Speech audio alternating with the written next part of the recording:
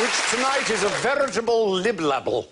This is a newly minted and completely useless word coined by my elves. It's the collective noun for a group of L's. And here are some. El Salvador, the Reverend Richard Coles.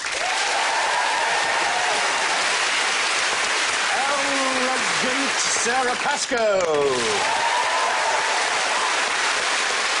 One hell of a guy, Bill Bailey. And a snowball's chance in hell, Alan Davies.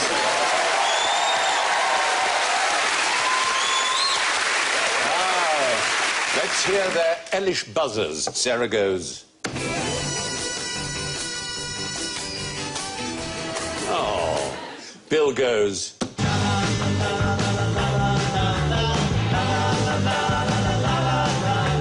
Richard goes. La la la la la la la la la la la. And Alan goes. La la la.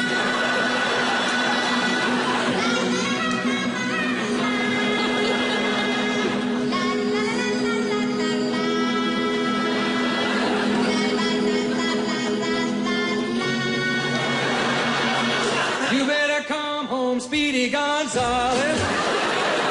Let's not do a show. Just listen to that all day. Let's leap in with some laughter. What has 4 legs and a sense of humour? Bill. Hand and Dick.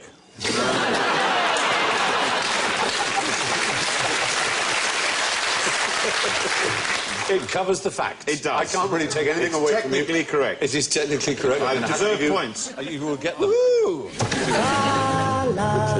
Lester Piggott's tax return. Whoa! Very good, very good, very good. Not very topical. So some of the younger members of the audience won't know what that is. A laughing hyena. Well, hyenas have 4 legs and they do laugh, it's true. But do they have a sense of humour? Or is it just the sound they make mimics, or at least... I don't think it's laughing, is it? More, it's more of a sort of a... It's a call. All right. That was very good. Well... Anyway... A pantomime horse. Well, no, it's not a pantomime horse. A pig. Pig. Is it a mammal? Yes. OK, so that's a sense of humour. We know this... Yep. Because it's an animal that has been much observed. OK, is this... I know that they can make rats laugh. Yeah. Is that what it is? Yes. OK, so rats, they tickle rats. They tickle rats. And the rats make tiny little laughs, and it's so interesting. In fact, they're so high, human ears can't hear them. And we have film of it. It's an Estonian-American researcher, and there he is. He rejoices in the name of Dr. Yak Panksepp. It may at first look as if he's actually torturing, but it is. You will see it returns to his hand. It lights this... You sure? Yeah. Let's go. Help me! The others are in cages! Can you hear me, anyone? So I've read quite a lot about this, because actually it's all to do with how they have sex as well. So it's really interesting that if a woman has a female rat... sorry, I really anthropomorphise. A lady rat. A lady rat. If a lady rat. rat has a bad sexual experience with a male rat, she will never have sex with him again. And even if he's the only available male, she won't. Yeah. And if she has a good sexual experience with a fake rat, she'll keep going back to that one. And it's really interesting. That's the whole thing with all the tickling and the play. Yes. There's quite a lot of interplay with the male and female rat to do with lovemaking. Absolutely right. Did you know, Stephen, that there's a research that shows that bees are pessimists? I'm still making this up. I read this in The New Scientist. They would do some sort of stimulus to a bee when a good thing happened, so it would know that something nice was happening, and then another thing when a bad thing was happening, so it would know that something bad was happening. And then they did a sort of neutral stimulus, and the bees all behaved as if it were the bad thing about to happen. They opted for the glass being half empty. Good. Half full. Me. So bees are pessimists. That's right. When you see bees, a lot of the time, when they're buzzing around a plant, they're actually... What they're actually saying is, what's the point? I could get the nectar, I could go back to the hive, Well, but really, where am I going with this? But even worse than that, because this is all... I always think that bees, it's weird for them, because flowers really are using them for a three-way, because flowers can't have sex with each other. So they need the bee to do it with both of them, and the bee's like, I'm not even in a relationship, I'm just in.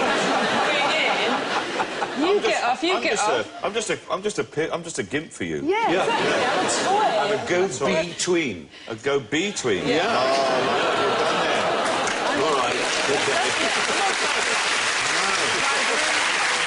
Queen bee, who you'd think might be the one who's having the good life, lays 3,500 eggs a day for 2 years and then dies in excruciating pain, I presume. See, this is Doesn't even have any supercreme or anything. And it's just the luck of the draw as to which female bee is going to be chosen as the queen. It's Me? Oh, please.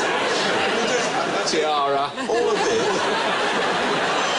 It proves that saying, you know, we have to when you explain to kids about, you know, sexual reproduction, you tell them about the birds and the bees. It's such that's just not fit for purpose at all, is it? Really? The birds, yeah, just about. Bees, no. You know, we're going to be sexless lackeys for a monstrous sugar giant. You know, that isn't. I'm not telling that to any kids. OK. But in terms of human and animal senses of humour, there is Coco, a gorilla born in San Francisco Zoo, you may know about, who knows supposedly 2,000 words and 1,000 sign language words, said to comprehend both puns and slapstick. The puns, and this, you believe it or don't, she was once asked, what can you think of that is hard? And she replied, a rock and work. This is extraordinary. Yeah, that's a category slip. You know, it's a genuine sort of pun. That's a zeugma, isn't it? Yeah, it's like a zeugma, yes. She only needs a couple more and she could do a... Yeah, you get that's a good word. Slips is Yeah. zeugma or zeugma. Yeah. Slapstick, she once tied her trainer's shoelaces together and then signed the words, chase me.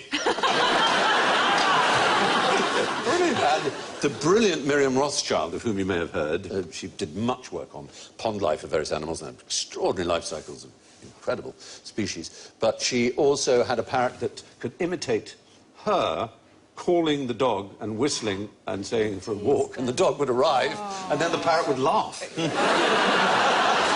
Extraordinary thing. You know this joke, you must know it.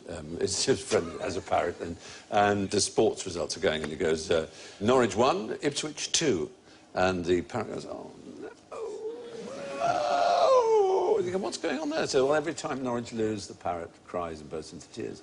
And he says, well, what happens when Norwich win? I don't know, I've only had it 4 years. It came from the heart, ladies and gentlemen. Anyway, there are all kinds of different human laughter, which have been categorised by Dr. Dirk Wildgruber of the University of Tübingen in Deutschland. There are some types of joyful laughter. Thank you. That was sarcastic joyful laughter. Slightly different. Terrifying. Joyful laughter! Social laughter. Taunting laughter. Oh dear. Schadenfreude laughter. Any other kinds in your head? Laughter where people, you tell them something and then they laugh, like they've got it, and then they realise they don't. They go... And there's also, of course, the Sid James type of sexual laughter. When we've been down the creek, we had these two prop boys, and these lots of rhyming saying, and one of them, there's another one who didn't know any of it, and he kept thinking, all the time he's thinking, what do they mean?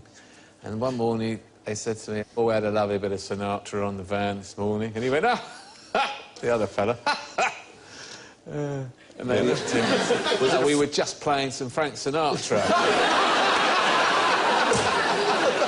Said, oh, sorry, I thought it was a slang thing. What, meaning? That doesn't mean you laugh. Well, I just thought it was going to be funny because it was a slang thing, so I thought I'd laugh. Normally it's a slang thing, and then we all laugh. I never understand it.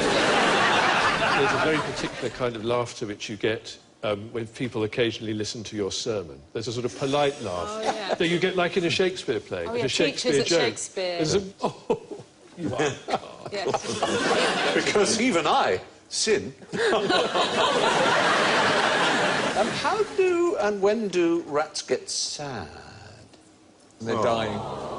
When they stop tickling them? When you stop it might be slightly disappointing. Oh. When they're cold. In the sewers, they all sleep together, and when the frost comes, and they all freeze to death, We've shown they before. get found sleeping all Tangles. in a circle, and the reason they're all connected is because their urine that comes out of them constantly is frozen, and they're just a solid urine disc with rats in it. Sad.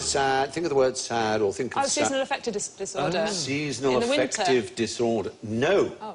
You get sad in the summer. The winter is for people like us who are diurnal, who live by day. Rats are nocturnal. So we have circadian rhythms, and they have, for an extra point... Circadian? Circunoctial. Circunoctial. Yeah, circunoctial. I was going to say latin. They have around-the-night rhythms. We have around-the-day rhythms. But in Scandinavian countries, where in winter it's very, very dark for a very long time, they use things almost like usherette trays with ultraviolet tubes. And they get about an hour or two of that, and it cheers them up, because melatonin is produced in the brain that cheers them up. It's one of the things that cheers you up. But they found with rats, somatostatin, which is a depressive, was caused in those that had too much sunlight. So, what do they provide? Sunglasses for the rats? Yeah. There you are. Rats get sad in summer, not in winter. Here's something that sounds ludicrous, but is no laughing matter. What's a really ostentatious way to turn off a gas fire? La la. Send a flood.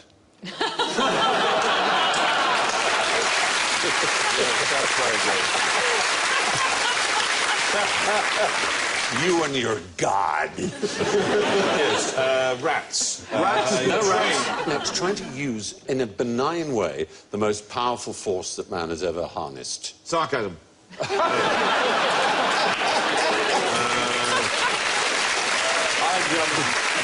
Can't you have a gas fire? Yeah. Where would we be without sarcasm, eh? Sarcasm needs a pipe. Yeah, you need a pipe with sarcasm. Yeah, great. It's the sarcasm. It's the sarcasm slammer. So, yeah. Fusion power. Fission power is the one we've yet to harness fusion. We hope to, but fission is the one we have harnessed. The nuclear bombs. Yes. Yeah, fission. And the first one was the A-bomb. Yeah. And then the father of the H-bomb was a physicist. Was Edward Teller, you're absolutely right. Teller, like a lot of scientists, was an idealist, and he felt like we have this enormous source of power. Surely we can't only use it for weapons. And he quoted the Bible, he quoted Isaiah, saying, you know, we've got these weapons, let's use them for something peaceful. And what's the Isaiah quotation? You would beat your sword into a ploughshare. That's right. We'll beat your swords into ploughshares. And he dreamt up all kinds of weird plans to use H-bombs, like, for example, widening the Panama Canal. Or making... yeah, I know, it seems a little bit Crossrail. Yeah, crossrail. And what's that one? H2N2, whatever it's called. HS2. HS2, yeah. Exactly, through Buckinghamshire. Just basically a huge...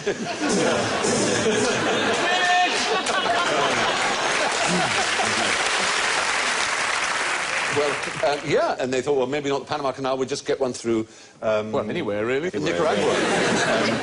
Using 22 nuclear bombs to build a massive road and railway path through the Bristol Mountains in California, Project Carryall. There was another one using 1,000 nukes to blast a city-sized airship into space. I mean, they spent money on all of these. Operation Ploughshare, it was called. And the Russians did the same. What's the smallest nuclear bomb you could have, like to just maybe knock out a bit of a building if you were doing the extension? Just for, like, two things were actually tried, because all the rest were just shelved and the money stopped coming in. One was detonating nukes underground to create steam to generate electricity. This was abandoned when it turned out to be impossible to contain the explosions. Using nukes for fracking natural gas. Which worked, but the gas was radioactive. Bit of a PR disaster in your kitchen. Yeah, like the oven. It's going to play very well in the Tory home counties. Yeah, We're not only going play. to frack you, but we're going to blow you up with a nuclear device. Exactly, but there was one very successful one the Russians did. They used 5 times, 4 of them completely successful, but none of them with any fallout that was destructive, and that was putting out huge gas field fires. And so successful it was that the Americans considered using it in the deep water... the BP thing? The BP thing, really? in the Gulf of Mexico, yeah, in the Deepwater Horizon, as it was called, the disaster, the We're BP going to nuke disaster. it. Well, they were, yeah. Well, that's spinning, that. The... Look away now. India's first nuclear device, do you know what that was called and when it might have been? It was a curry. It was so strong. literally blew your head off. The Vindaloo bomb was People's not... eyes were watering for 1,000 square miles. Oh, God, that's so strong! Ah, God, just the smell of it! Ah. It was actually called the Smiling Buddha. Was it? It was set off in 1974. Now for something a little more local. Name some domestic appliances that really nobody wants. La la. In a vicarage, a tie rack. That is good. I can't take that away from you. I'm appealing, sir. There's an act of great pedantry here, but there's not technically an appliance. There's an electronic tie rack. An auto steam tie rack. There are electric tie racks. Yeah, there are tie racks that go... Really? Yeah, there are. Such a thing electric exists? ones, I promise you. Wow. And that actually takes us to what the right answer is. When you said steam... Yeah. Those Corby trouser presses that you have in hotel rooms. Yeah. I've never seen anyone use or heard of anyone using. Brilliant. Do you mean others don't? You've Am I the used only one? one? I used them. I use it. Oh, Not necessarily Okay, well, for I could be wrong. trousers. Oh, yeah. Sorry. Whoa! Anyway, there's a whole load of appliances that were made in the 1920s and 30s when a lot of British people were starting to get a little bit more prosperous just before the crash. And they thought about going on the electric, as it used to be said. We're going on the electric. And what would be the killer app that would put them on the electric, the thing they wanted to have most? Electric light, That would be one. plug-in radio. The wireless set. Yeah. And who are the other main suppliers other than electricity that had Gas. already been there? Gas. They thought, well, what we'll do is provide gas-powered radios to stop people from going on the electric. And there's an example of one. And they put them out and they said, oh, not only will you get the BBC, but you will warm the room slightly. Increase the glow of your contentment. Increase the chances of your house exploding. And not only did they produce wirelesses, they produced trouser presses, oddly enough, washing machines, washing up machines, everything that you can think of that is a household appliance, a white good, as we would now say. There were gas-powered fridges, weren't there? Yes, there were indeed. Very much so. But they just didn't catch on because electricity was just more reliable. And it's not that the gas actually powered the radio so much as that the gas created the current that powered the radio. So it was still electric, it's just you use your existing gas main. And how does that work? How can gas create electricity? You get heat, and then you put it in a machine. A special machine with a magnet in it. Well, they burn coal for power stations. Well, that's true. Yeah. And That process. that's turning a turbo. You haven't got a turbo. It's the difference. It's the difference in cold and heat creates. It's a thermoelectric effect. And the Russians used it with kerosene way out in Siberian places that were incredibly cold there. And they actually recommended, God bless communism, that people open the window to hear the radio better. So the distinction between the cold outside and the hot inside was even greater, which created this current. And talking of radio, in the 1930s, there was a magnificent programme that I would have loved. There was a fellow called F.H. Wallace, who was the Phil the Power Taylor of his day, by which I mean Darts professional. just a great darts player. And he played in the Alexander Arms in Eastbourne, and he, on the radio, would throw 3 darts from 301 down, and his score would be announced. And then there would be a pause while people at home could throw 3 darts, and they would write down their score. And if they beat him, they didn't get a prize. They could say, pat yourself on the back when you go to work tomorrow. That's it. And that was a whole radio series. I'm not saying people were easily pleased in those days, but I think it was rather Just look charming. forward to the internet and people on those kind of gala bingo sites. Like, you get free £5. It's the same now, and they're just doing that on their own. Pat on the back, you lost 56 quid. Anyway, moving on. Now for some uneasy listening. What's the most depressing radio programme of all time? Oh, Simon Bates, by miles. But surely that's the story of people who fell in love. She did die of the cancer, but... They battled through the cancer, and then here's their song, Too Drunk to Fuck, by the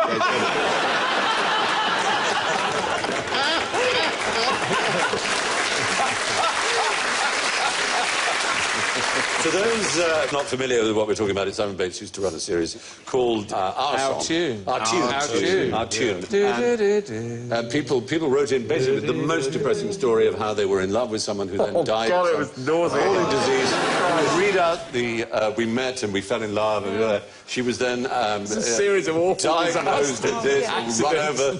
She was run over by a vehicle. She lost all use of her limb. Sure, people sent them in and just made it I up. think so. Yeah. Sadly, she did die, but to this day, Knock 3 Times is our song and all we do. Caught up in a massive nuclear explosion that was used to put out a fire, and then a rat burrowed its way through her leg and weed in her eye, and she struggled on with a gas radio for companions. This is Radio 1. This is supposed to be a hip young station. Get us right up to date. I have to say, I have several correspondents who would say that Saturday Live is the most depressing radio station. Really? Yeah.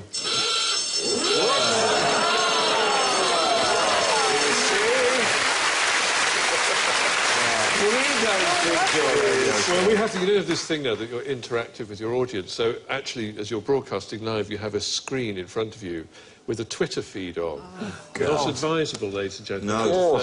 It's a very good moral and spiritual discipline, because everything you say is immediately commented on by some regular... With hashtag Saturday Live or hashtag Richard Coles is a... Smugmeister Twat Vicar.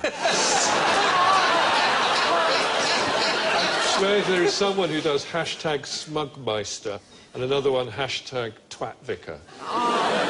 Oh, Richard, that's so unfair. And it's my mother. I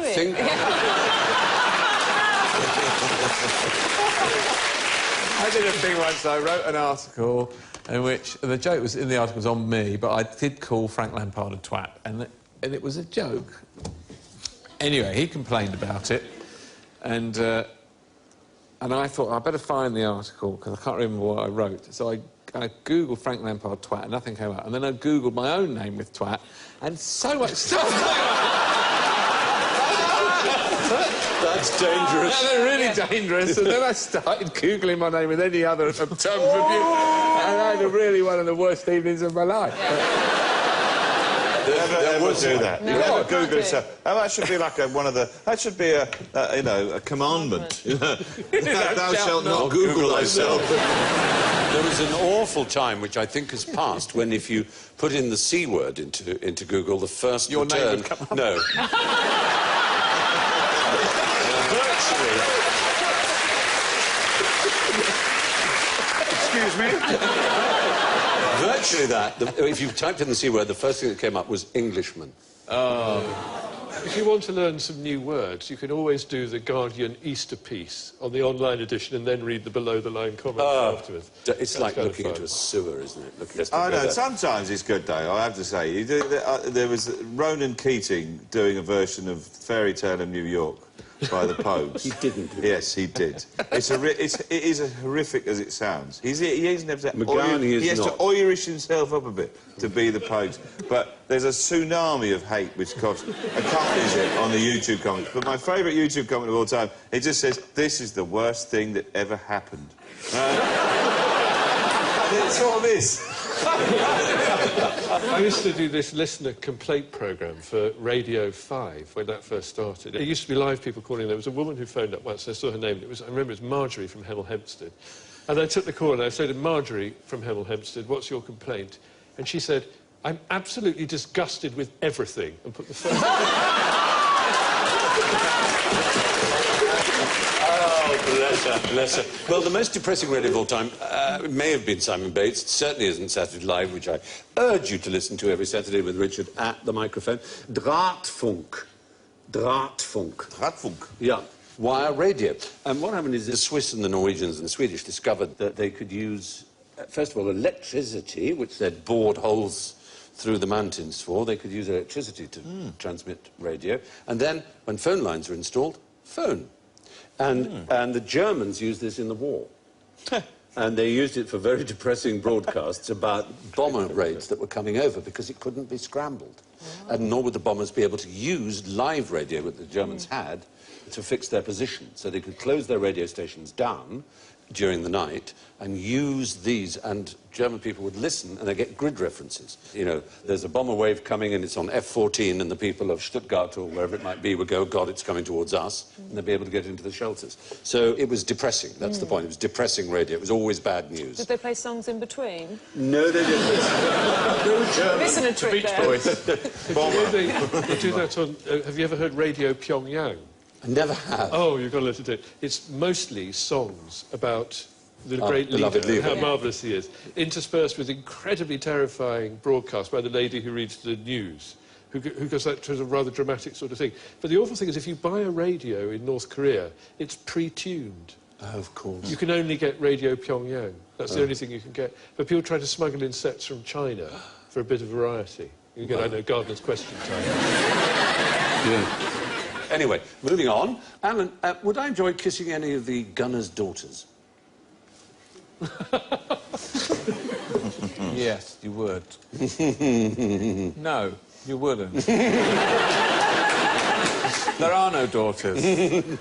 Well... By kissing, do you mean... Yes, in all those cases, you're right.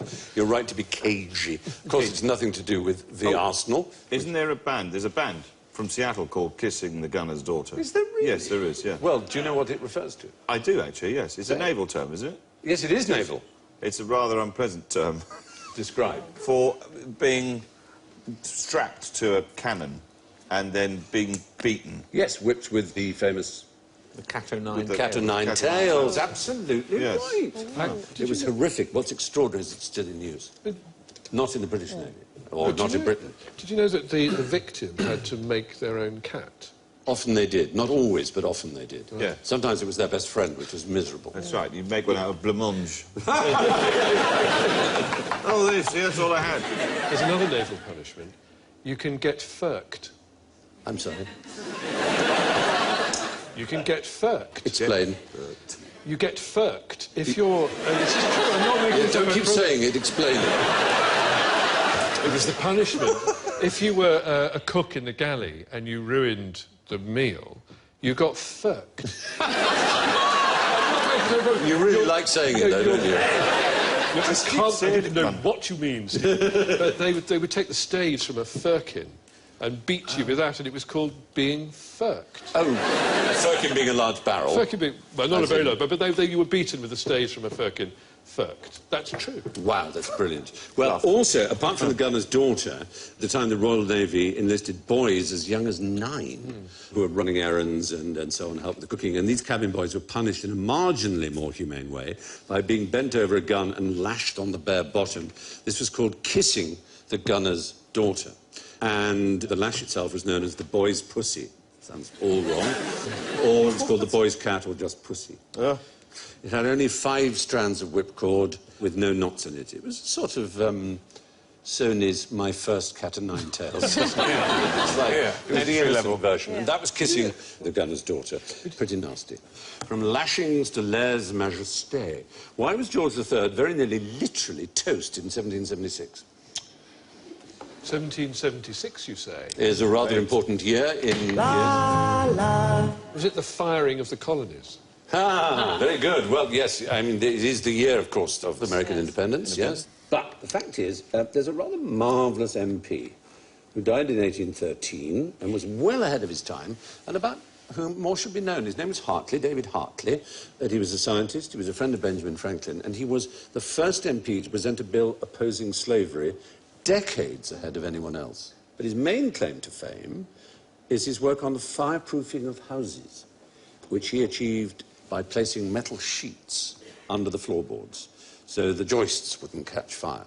And they were so successful that he invited George III to his house in Putney, which was a special fireproof house. Breakfast was served in one of the rooms, the kettle was boiled on a fire made on the bare floorboards. Hartley went upstairs, set fire to a bed, which set fire to the curtains, while Hartley lit 2 more fires on the stairs. So it's like a sort of stuntman. One under the stairs, all burned merrily. And then they all died of smoking. He then put fires under the rooms on the floor below the royal family with tar, pitch and kindling and set fire to it. And everyone survived. It was all fine. and he was made somewhat of a local hero, and indeed a national Local hero. fire officer. And it all, as it were, caught on because a lot of people thought, well, this is the way to avoid fires. It was a most impressive thing. It would be an amazing assassination attempt. To just say, hey, I've made a fireproof house, why don't you come round and I'll show you? Ah, Guy Fawkes, number two, see you later. Yeah, true. Teething issues. Fortunately, they trusted him. But his major and lasting achievement is that he invented the fire curtain for theatres. So whenever you go in the interval and you see a fire curtain drop down rather dully or beautifully, and it just says fire curtain. So he's the real Mr. Sands. Exactly. You know, but to explain about Mr. Sands. Well, sometimes it's Dr. Sands, but so essentially they do this on the tube and in theatres. If you hear an announcement asking for Dr. Sands or something about Sands, it means there's a fire somewhere in the building. Yeah. So if your name is actually Mr. Sands and you want to go to the theatre and then you kind of go there and you ask for your tickets, people will start running away. Theatres burned down all the time, didn't they? Oh, extraordinary. There's that lovely story of, wasn't it Sheridan, who was the owner of his theatre, and it caught fire, and he was outside, and he wasn't planning, he was sitting there and he was having a drink, and somebody said, Mr. Sheridan, surely you should throw buckets of water on this. And he said, can't a man take sack by his own fireside? Yeah, the only difference, the globe that they've made now on South Bank, the only difference between that and the original is that you're not allowed to have a thatched roof in London anymore, and it's the only difference from the Elizabethan one. Well, Because it would yes, catch Shakespeare's fire. globe caught fire and was put out by beer. It was thrown over it. Yeah, in his day, which is rather pleasing. I don't know why, but it is. Now, let's get a little lachrymose. What are Dutch tears? No. Dutch courage is where you drink booze. Is a euphemism for something. Well, because we went to war with Holland so many times, at least 3 Dutch wars, that we tended to use the word Dutch wife, Dutch uncle, Dutch courage. So it's some sort of teardrop. It is a tear-shaped thing. A tear-shaped Actually, thing. from Mecklenburg, or at least it was introduced to Britain from Mecklenburg by Prince Rupert of the Rhine.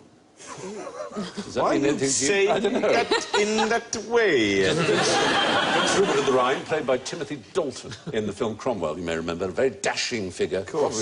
Probably was responsible for Charles I losing the Civil War. Is it some sort of ammunition? It's not. In fact, I'm going to show you what it is. Is it a decorative thing? It's very extraordinary. I'm going to pick up this object here.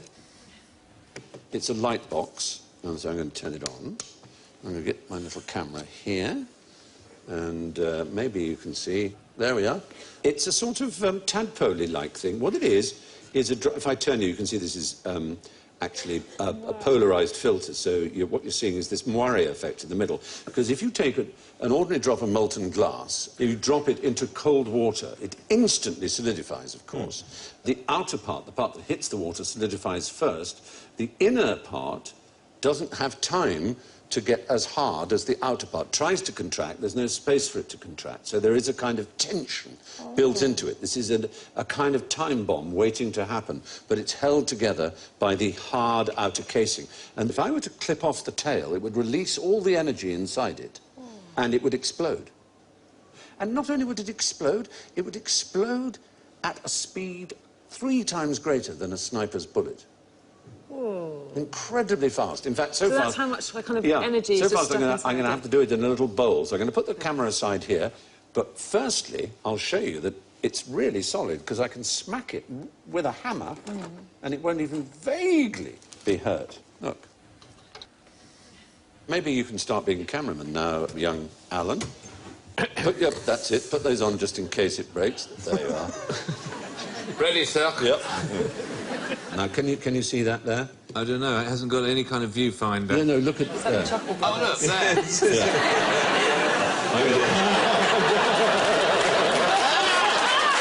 terrific. Oh, That's glass and absolutely hammering hit. All right? That is so bloody solid. This looks like one of the weirdest court scenes I've ever seen. Order!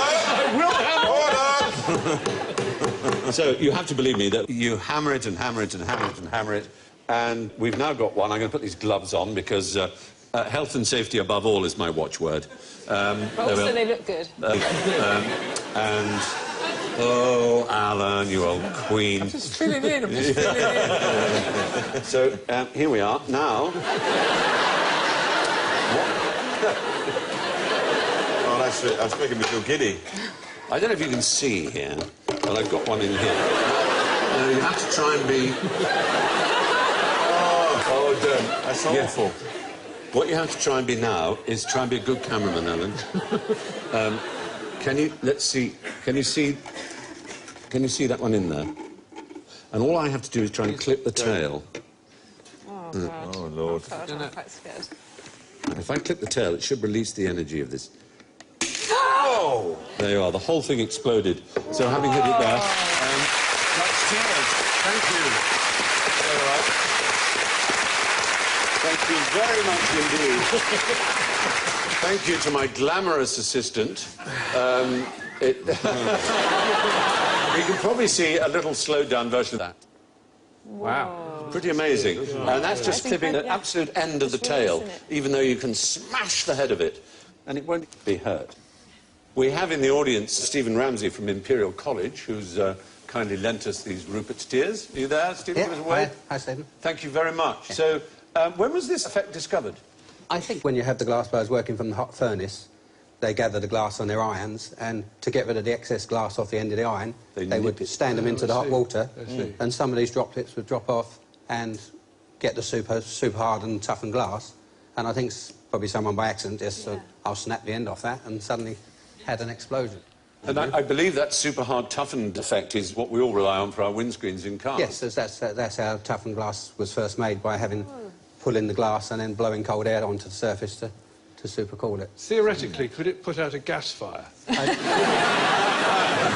Actually, when Will Bowden approached me to make these Rupert drops for the show, and in my lifetime as a glass blower, I've made them many times, and I always have a 2-litre glass vessel, which I put on my bench and drop the hot glass in, and I dropped one in and I thought, good. And as I watched it exploded, and the shockwave under the water actually blew a 2-inch hole in the glass vessel. Wow. Well, thank you for introducing Will Bowen, who is our science elf. And thank you, Stephen Ramsey. Well,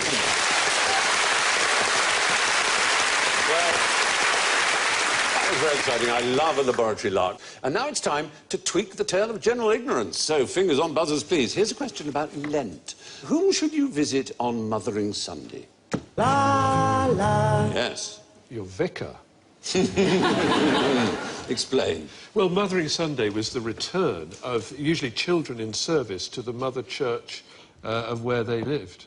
So you wouldn't, it wasn't going to see your mum, you'd go to the mother church, and they'd pick primroses to take to their nearest and dearest. That's Correct. what I think. You're absolutely right. And as a churchman, I suppose you should know that. Most of us believe, of course, it is just a greeting card opportunity or a flower opportunity to be nice to your mother, which is what it's become. But it's actually nothing to do with your biological mother. It's to do with your mother church. Do you think that excuse is going to hold up next year for any of us? I think I knew when I was young that it was called Mothering Sunday rather than Mother's Day. Yeah, it's always been mothering. Yeah, but they tend to call it Mother's Day now, don't they? Yeah, it's just another chance to sell another card. Totally, yeah. Do you know, sometimes Niece's a Day, greetings Nephew's Day. card is the most marked up thing on general sale. But I said, what about cinema popcorn? Oh, very good. The markup. Oh, it must be enormous. I thought it was eggs. Eggs? Because an omelette costs so much more than an egg. That's true. Your mind works in mysterious ways with wonders to perform. On Mothering Sunday, you visited your mother church, not necessarily your mother. No. Now, what colour are the flags on the moon? Do they look different when you're there? Are there no flags? There's no moon? There are flags. I just made about 100 cracks in this waiting. 5 times bitten, 5 times shy. Are they grey? Grey's probably a reasonable answer.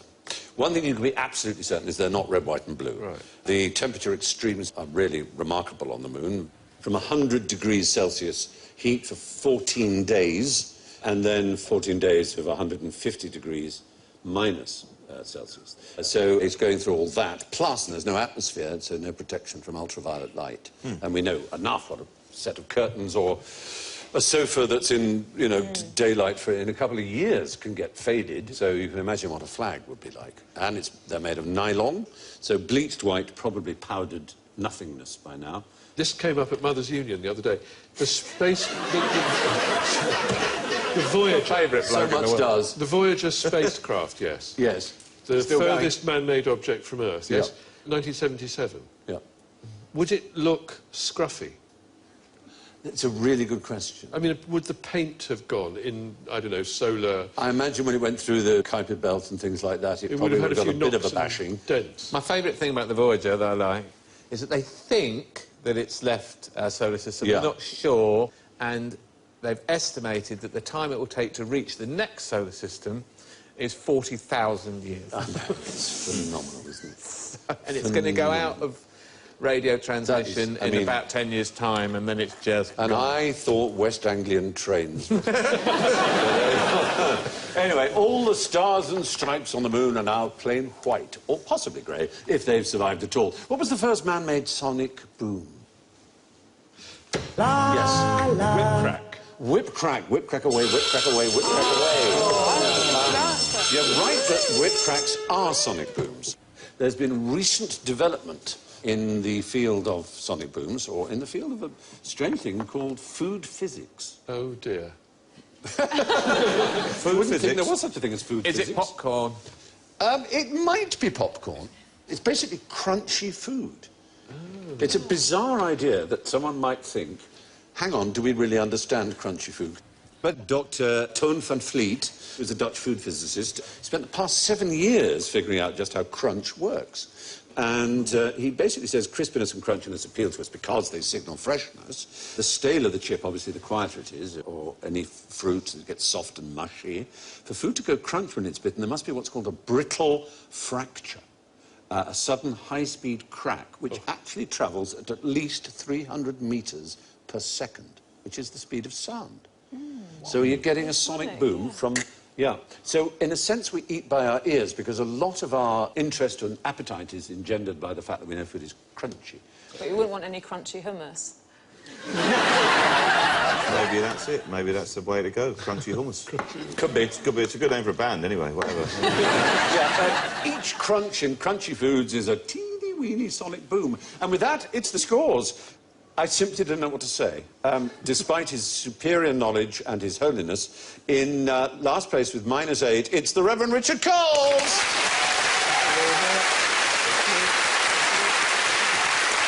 Third place with -6 is Bill Bailey. I just don't know how I'm going to say this. In second place with -1 is Sarah Pascoe. You've got that before me. Because in first place, and this may be a first for first place, with +4 is Alan Davis!